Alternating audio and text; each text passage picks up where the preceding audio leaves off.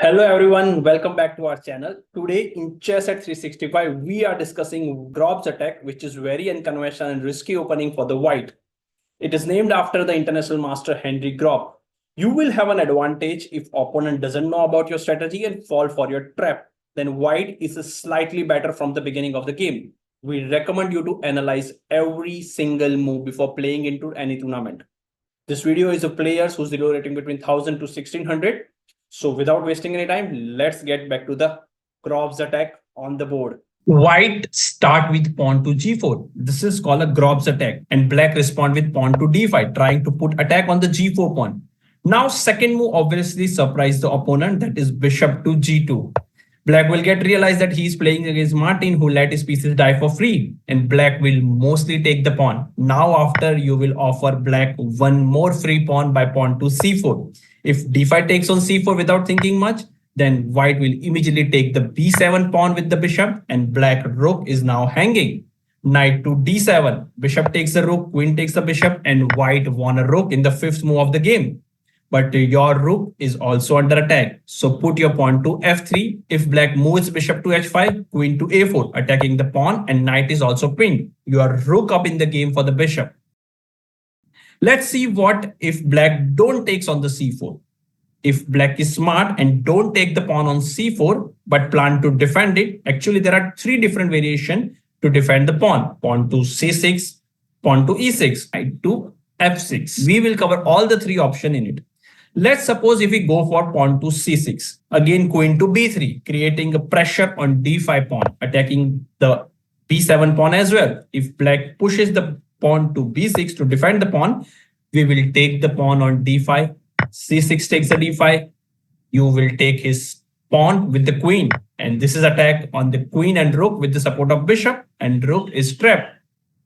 If queen takes the queen, bishop takes the queen, even then rook is hanging.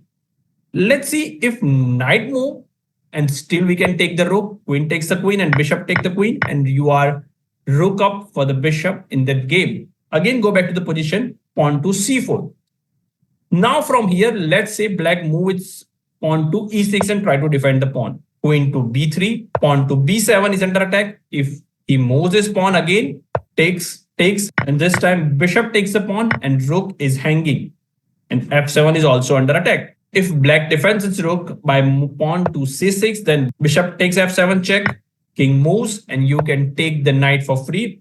Rook can't take back, or queen will take the rook. You are knight and pawn up in the game, and black's king is in the center of the board and loses chance to castle. So you can easily win from here.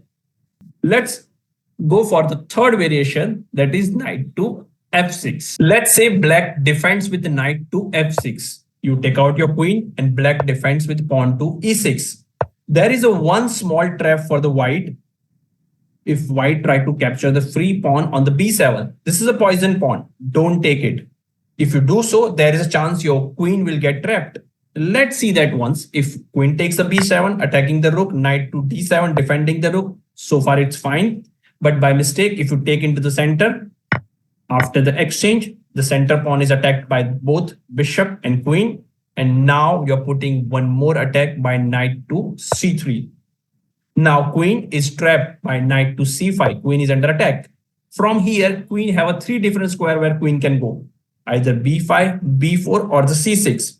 If you go with the queen to c6 check, bishop to d7, and queen has no square to go. Queen is hanging.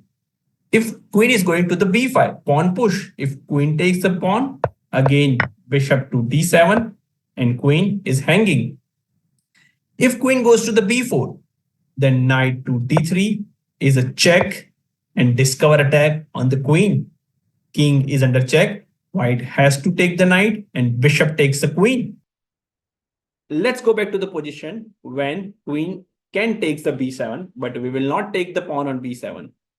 So from here, you take the pawn in the center. If he takes with the knight, then queen to a4 is a check and bishop is also gone. These are the all different variation you can go with if you're playing Grob's attack as a white. Again, we recommend you to analyze your every single move before playing into any tournament. Thanks for watching. Do subscribe to our channel for more informative video related to chess.